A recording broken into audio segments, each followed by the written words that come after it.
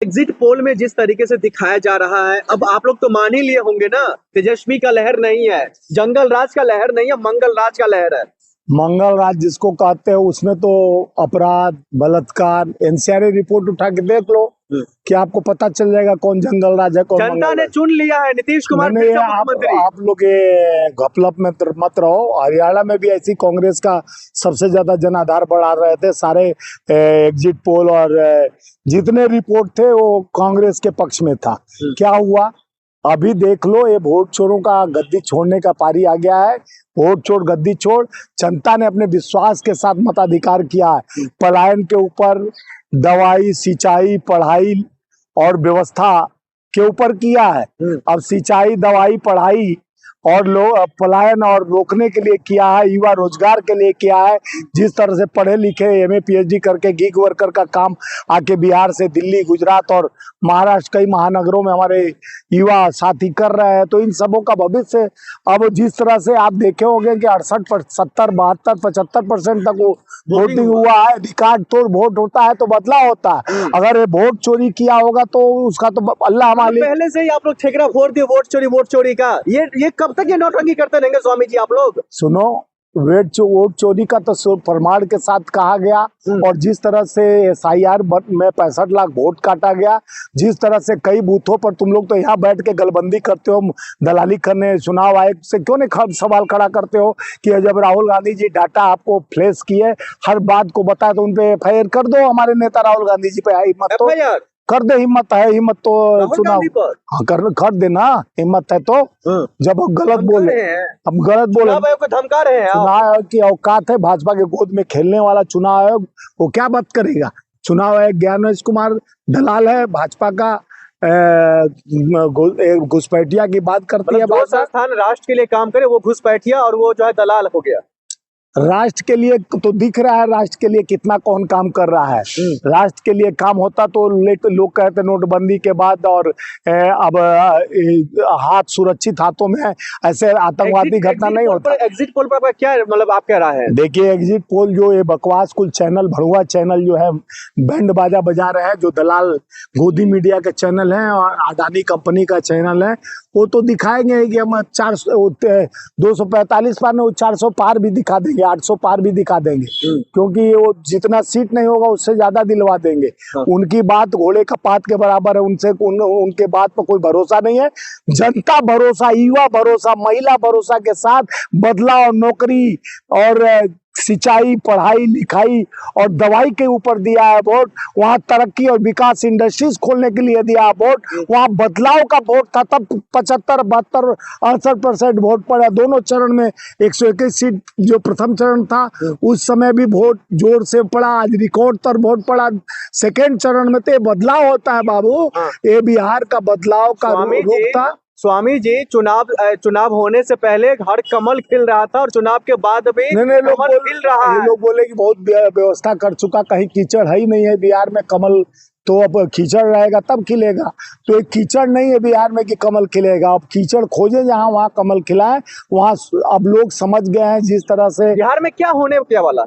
बिहार में बदलाव हो रहा है यार। आप लोग को मैं आपके चैनल के माध्यम से गारंटी के साथ, अगर चोरी का बहुत लोग बिहार में देखे, आरजेडी के वोट कई जगह नाव रोक दिया गया, वोटर जाना चाह रहे थे नहीं, जहां देखे आरजेडी मजबूत, इंडिया गठबंधन मजबूत हो रहा है, वहां वोट नहीं डालने दिया। वीवीपैट का पर्चियां बहुत सारे मिले, बहुत जगह मशीन, जहां मुस्लिम वोटर थे वहां मशीन खराब कर दिया जा रहा था।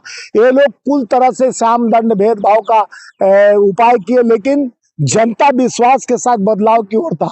क्योंकि युवा पर लाठीचार्ज, महंगाई का वार, वो इतना बिहार में हो गए, बेरोजगार नहीं है, कोई अधिकार नहीं है, कारखाने फैक्ट्री हो रहा है, निरंतर दुराचार में व्यापारी मारे जा रहे हैं, हो रहा है अत्याचार। इस तरह की व्यवस्था को बदलाव के ऊपर एग्जिट पोल जिस तरह से दिखाना शुरू किया, भड़ुआ जो भाड़बाज होते हैं ये भाड़ फोड़ रहे हैं। आने वाला 14 तारीख एक नया चांद की तरह उगते हुए सूर्य का जो आराध्य हमारी बहनें ने, भाइयों ने, मित्रों ने, जो हम लोग अभी छठ का त्योहार मनाकर जिस उमंग के साथ वहां जो गए थे, हमारे देश भर के वर्कर जो काम करने बेरोजगारी की वजह से दूसरे प्रदेश में जाते हैं, उन्होंने अपने अधिकार के साथ बदलाव की ओर वोट दिया। ये भी निकल करके आ रहा है जो दिल्ली में जिस तरीके से धमाका हुआ है, इसको आप कैसे और किस तरीके से देख रहे हैं एज ए नागरिक, दिल्ली वासी होने के नाते?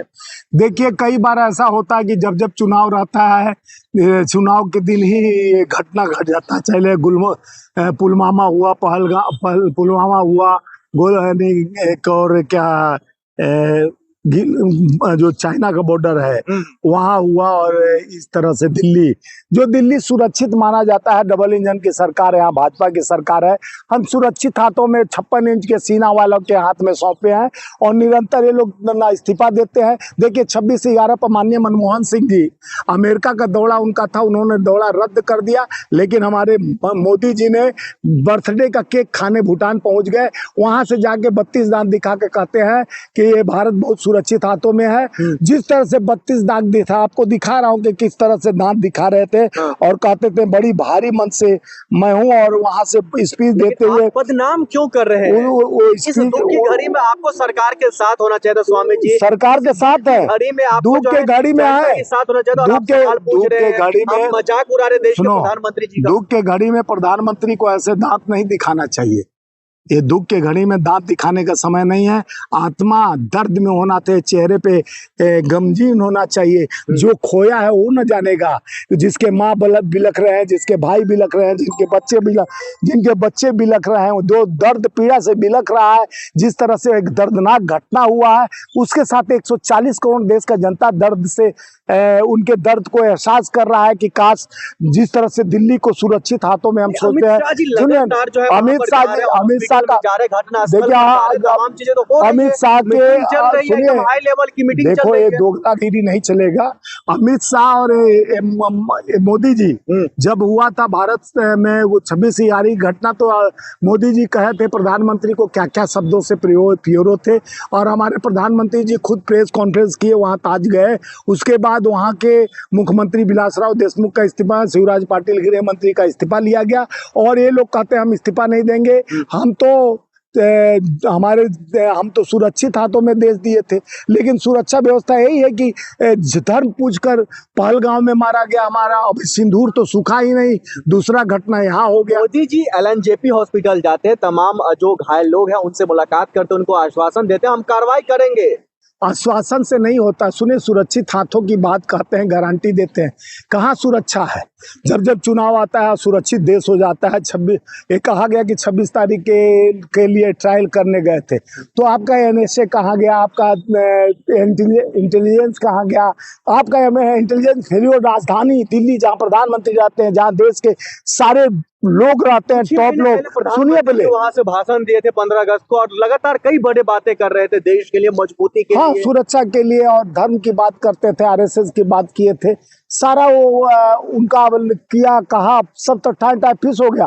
देश के प्रधानमंत्री से उसी तिरंगा का सम्मान, वहां से तिरंगा फहराते लाल किला, और लाल किला आज खूनों से लाल हो गया है। इस पे जवाब देना चाहिए प्रधानमंत्री को कि किस तरह का सुरक्षा की गारंटी आप लेते हैं।